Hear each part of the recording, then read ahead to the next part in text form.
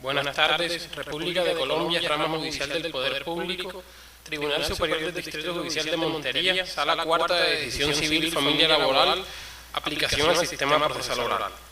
En Montería, a los 16 días del mes de mayo de 2013, siendo las 3:30 de la tarde, se dará inicio a la audiencia pública de alegatos y fallos con el fin de resolver la consulta de la sentencia dentro del proceso ordinario laboral instaurado por Edward José Argumedo Guerra contra Joaquín Modesto Fuentes Pastrana. Preside la audiencia el honorable magistrado Dr. Cruz Antonio Llanes Arrieta, quien proferirá la decisión adoptada por la sala integrada con los magistrados doctores Gustavo Manuel Jiménez Peralta y Jorge Maya Cardona, con permiso.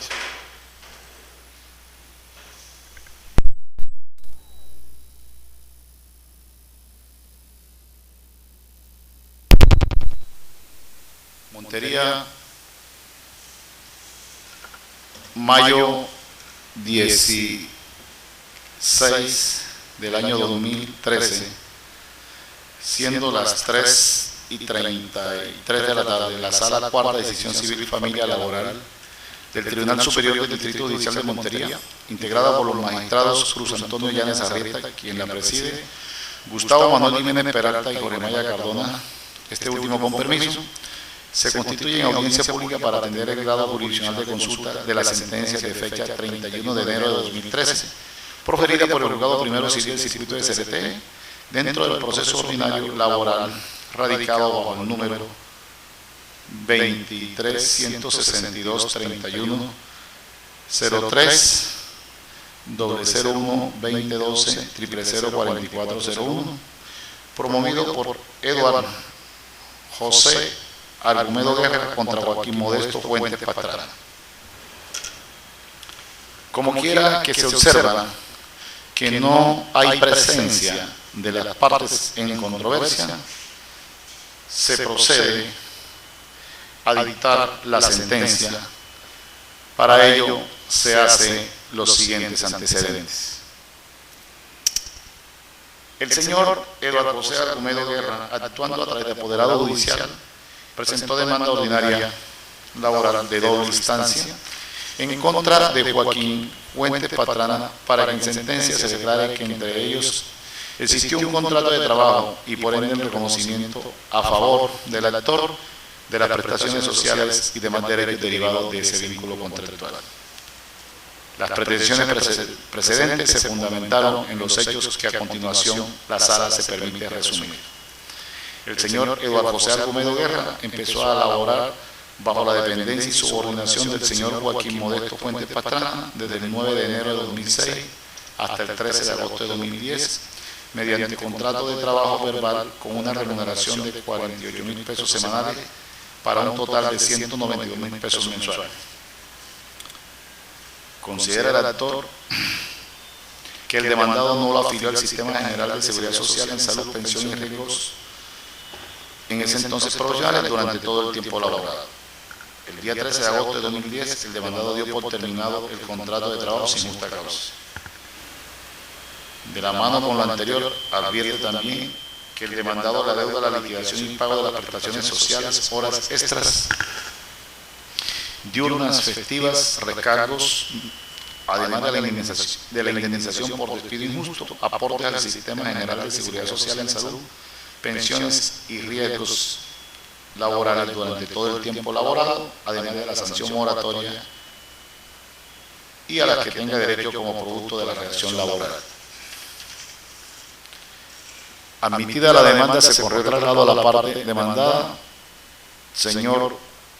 Joaquín Fuentes Pastrana, quien a través de apoderado judicial contestó la misma, oponiéndose a todas las pretensiones de esta. En cuanto a los hechos, manifestó ser cierto el primero, los demás ser falsos y no constarles otros. Propuso como las excepciones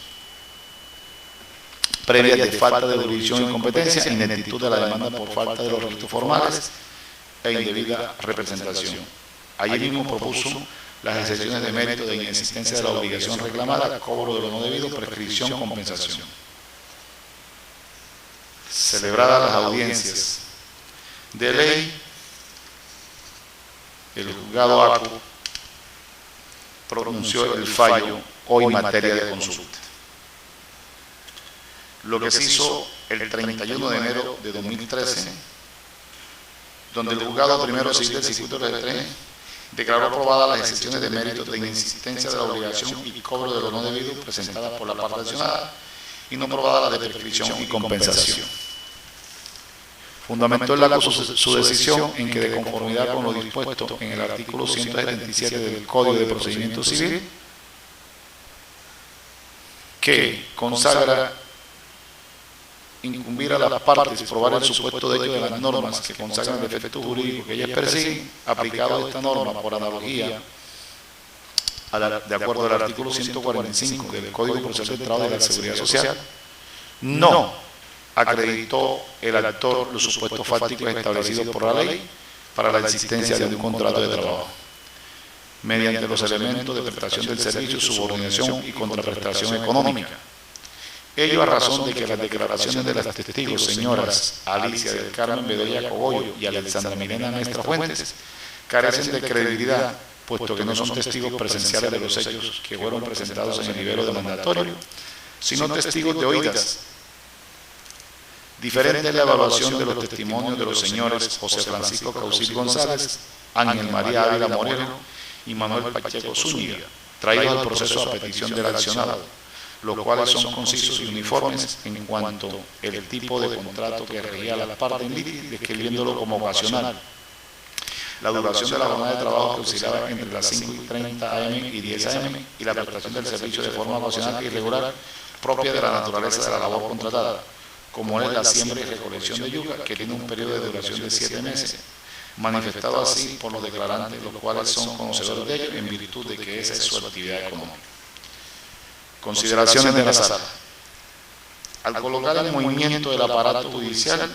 persigue el demandante, se declara la existencia de un contrato de trabajo, en consecuencia se ordena el pago a favor del actor y en contra del accionado de las prestaciones sociales, horas extras, diurnas, nocturnas, festivas y demás indemnizaciones a las que hubiere lugar derivadas del vínculo contractual laboral. Es importante de entrada resaltar que cuando las partes han aportado todas las pruebas indispensables para poder formar la convicción del juez, es innecesario determinar cuál de ellas debió probar, pero la necesidad de establecerlo surge cuando han quedado hechos sin pruebas o no se ha probado ninguno, porque entonces corresponde determinar para decidir sobre las pretensiones de las partes quién debió producirla, si el que se limitó a afirmar su existencia o el que se redujo a negar. En términos generales, incumbe a las partes probar el supuesto de hecho de las normas que consagran el efecto jurídico que ellas persiguen.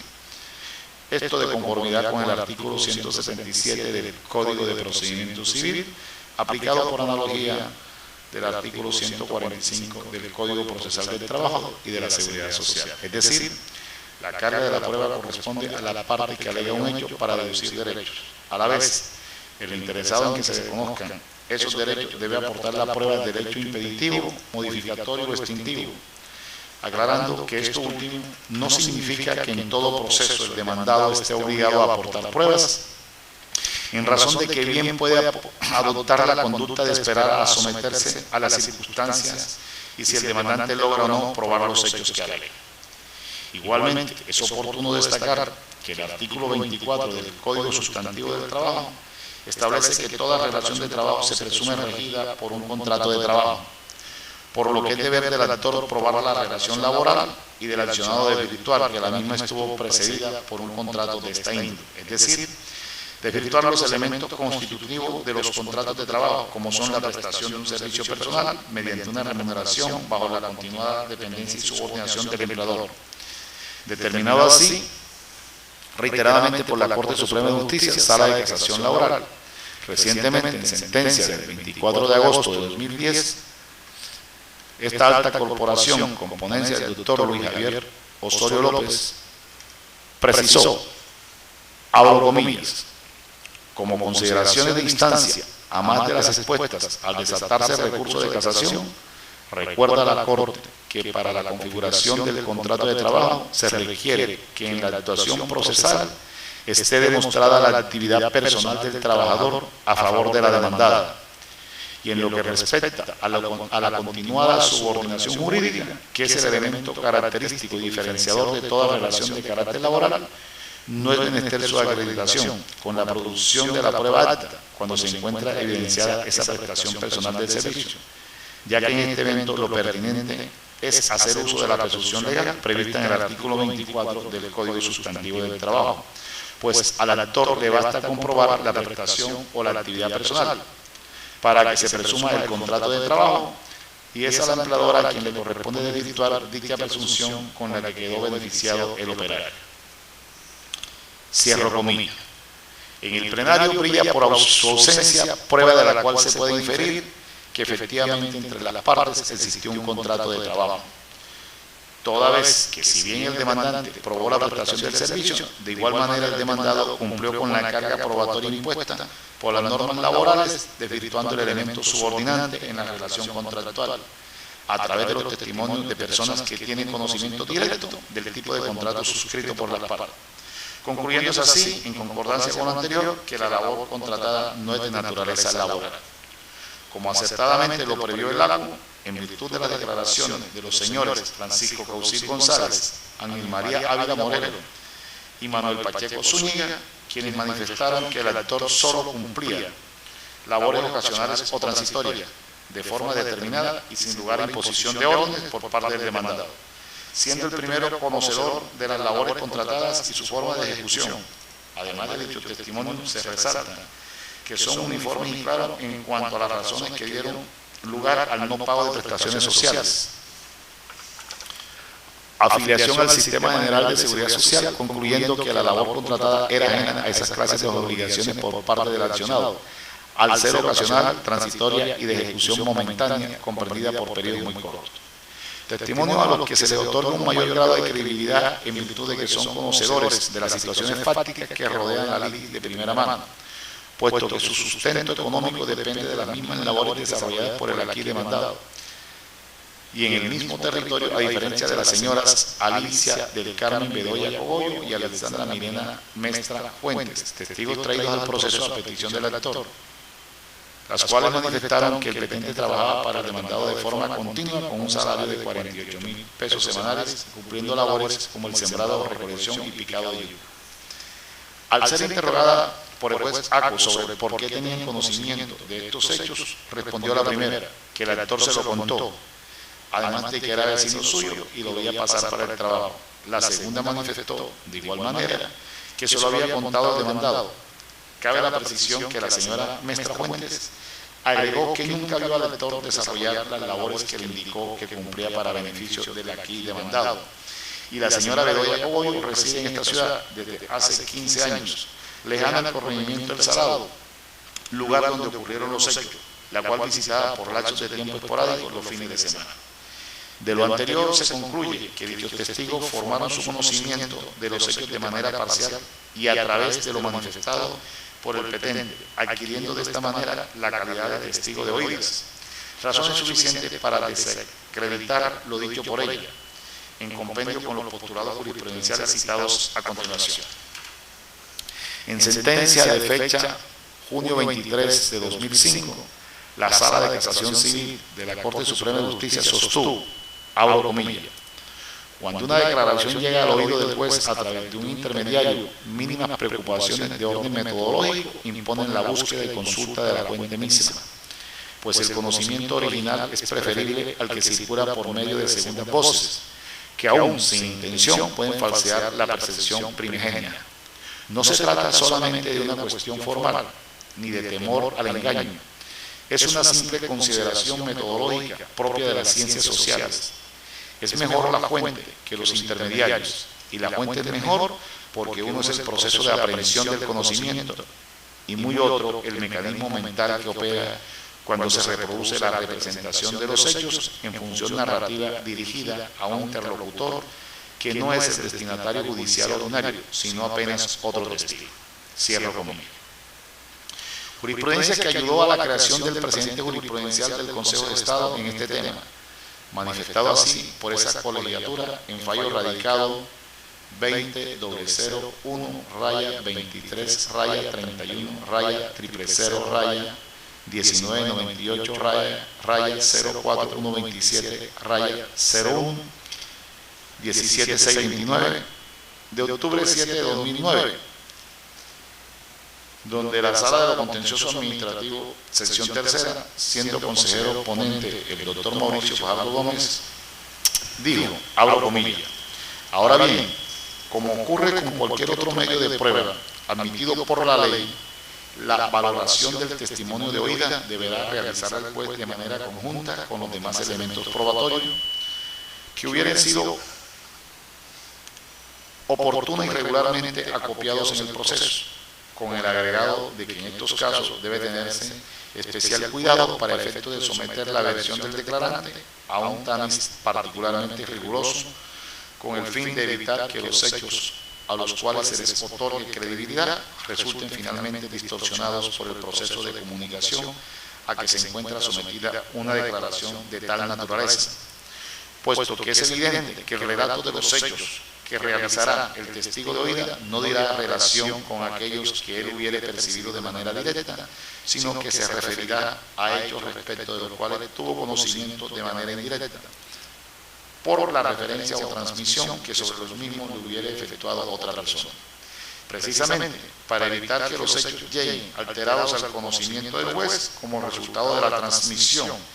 que ha de ocurrir acerca de la versión de su aquecimiento, cuando el conocimiento sobre los mismos se obtiene a través de testimonios indirectos o de referencia, el juzgador ha de ser parcialmente cuidadoso en verificar, entre otros aspectos de importancia, las calidades y condiciones del testigo de oídas,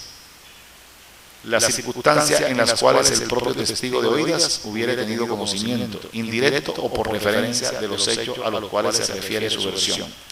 la identificación plena y precisa de las personas que en calidad de puente hubieran transmitido al testigo de oídas la ocurrencia de los hechos sobre los cuales versa su declaración, para evitar así que un verdadero testimonio pueda confundirse con un rumor en cuanto proviniere de fuentes anónimas o indeterminadas, que la determinación acerca de la clase de testimonio de oídas de que se trata, puesto que estará llamado a brindar mayor confiabilidad al testimonio de oídas de primer grado que aquel que corresponda al grado sucesivo, por ser el resultado de haber escuchado a otro relatar unos hechos de los cuales dicho tercero tuvo conocimiento por el relato que, a su turno, recibió de otra persona y así sucesivamente. En ese sentido, resultará particularmente importante que el juez relacione y, si fuere posible, coteje la declaración del testigo de oídas con el resto del conjunto probatorio para efectos de verificar la coincidencia y la consistencia de tal declaración con los aspectos fácticos que reflejen o evidencien los demás medios de prueba legalmente recaudados. Si ad inicio el juez advierte la existencia de diversos medios probatorios para acreditar la ocurrencia de unos mismos hechos y la posibilidad de recaudar uno o varios de ellos, naturalmente ha de preferirse el acopio de las pruebas originales, esto es, aquellas que den cuenta de los hechos respectivos en forma directa y sin intermediación alguna. Sin embargo, ante la ausencia o la imposibilidad de disponer de otras pruebas, resulta claro que el testimonio de oídas constituirá una herramienta importante para que el juez pueda cumplir su ardua y compleja tarea de buscar la verdad, con el propósito fundamental de llevar a cabo su muy noble y dedicada misión de administrar la justicia. Cierro comillas. De conformidad con los criterios jurisprudenciales citados, advierte la Sala que del análisis que se hace de ellos se ratifica y profundizan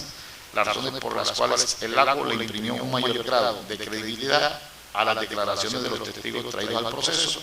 a petición del demandado, al momento de formar su convencimiento, puesto que estos tenían conocimiento directo de los hechos, a diferencia de las declaraciones de los testigos del actor. De lo anterior se concluye que el accionado desacreditó la presunción del artículo 24 del Código Sustantivo del Trabajo, al demostrar que no existió subordinación en el desarrollo de las labores contratadas, por lo que no se configuran los tres elementos del contrato de trabajo, lo que da lugar a la insistencia de este. Por tanto, la Sala confirmará el fallo objeto de consulta. Ahora bien, Cabe la anotación por parte de esta sala que en la audiencia de juzgamiento, al expresar el acto las consideraciones en las que fundó su convencimiento, consideró que la relación entre las partes en litigio se encontraba regida por un contrato ocasional o transitorio, conclusión que es cerrada en virtud de lo dispuesto por el artículo 6º del Código Sustantivo del Trabajo, que dice: trabajo ocasional, accidental o transitorio es el de corta duración y no mayor de un mes, que se refiere a labores distintas de las actividades normales del empleador, norma de la cual existen análisis, interpretación y pronunciamiento por parte de la Honorable Corte Constitucional mediante sentencia C-823-2006, en donde se precisó, abro comillas, son dos, entonces, los factores concurrentes que tomó en cuenta el legislador colombiano para caracterizar el trabajo denominado ocasional, transitorio o accidental. De una parte, el factor temporal, en cuanto se trata de un contrato de corta duración, no mayor de un mes, entre paréntesis. Y de otra, el factor material, en cuanto su objeto es extraño al giro normal o usual de las actividades realizadas por el empleador. Las características esenciales que determinan la transitoriedad de la labor y particularmente la necesidad de que concurran los dos factores a que alude el artículo 6º del Código Sustantivo del Trabajo han sido destacadas también por la Corte Suprema de Justicia. Abre comillas, la ocasionalidad o transitoriedad del servicio se caracteriza, como lo sostiene el Código, por su corta duración, circunstancia que se opone a la idea de permanencia o continuidad de la labor, más si ésta se ejecuta en largo lapso, aunque ocurran interrupciones de breve duración, no debe estimarse como un trabajo ocasional. En conclusión, los trabajadores ocasionales en Colombia son aquellos que prestan una labor orientada a satisfacer necesidades extraordinarias de la empresa, que como tal escapa al giro ordinario de la actividad que desarrolla durante un breve lapso que no puede exceder del mes. La temporalidad y precariedad de la vinculación debe concurrir con la naturaleza de la actividad en cuanto extraña a la finalidad que ejecuta la empresa. La labor del trabajador ocasional responde así a exigencias y necesidades momentáneas o extraordinarias del empleador que justifican la brevedad de su vinculación. No obstante, tales particularidades, tratándose de una de las especies del contrato de trabajo que contempla la ley laboral, incorpora los mismos elementos esenciales que, conforme al artículo 23 del Código Sustantivo del Trabajo, deben concurrir en un contrato de trabajo. Cierro comillas. En atención a lo anterior, es claro que la relación contractual que regía la relación entre demandante y demandado no es de naturaleza laboral. Ello de la mano con ellos como que el demandado desacreditó la existencia de la subordinación laboral propia de los contratos de trabajo y de los contratos ocasionales o transitorios, además de las situaciones fácticas que rodean la litis y que del plenario probatorio se desprende que el accionante cumplió a favor del accionado labores propias y muy cercanas a la labor desarrollada por este último, lo que de entrada imposibilita la existencia de un contrato ocasional o transitorio de trabajo, puesto que, como bien se ha precisado por la jurisprudencia, es necesario la concurrencia de los factores temporal inferior a un mes y de extraña o ajena a la labor a la ejecutada por el empleador, circunstancias que en el caso suscite no se configuran. Es allí donde llega el juez Acu, más no en la interpretación que hace sobre los elementos constitutivos del contrato de trabajo, motivo por lo cual esta sala confirmará la sentencia consultada en todas sus apartes. En el mérito de lo expuesto, el Tribunal Superior del Distrito Judicial de Montería, Sala Cuarta de Decisión Civil Familiar Laboral, administrando justicia en nombre de la República y por autoridad de la ley, falla. Confirmar la sentencia consultada de fecha 31 de enero de 2013, proferida por el Juzgado Civil del Circuito de CRT en oralidad dentro del proceso ordinario laboral adelantado por Eduardo José Argumedo Guerra contra Joaquín Modesto Fuentes Pastrana. Segundo, oportunamente devuélvase el expediente al juzgado de Origes, sin costas en esta instancia por tratarse de una consulta. Las partes quedan notificadas en estrado, no siendo otro el objeto de la presente diligencia, se da por terminada con la presencia de los magistrados Cruz Antonio Llanes Arrile, quien la presidió, doctor Gustavo Manuel Jiménez Peralta, doctor Jorge Maya Cardona, con permiso.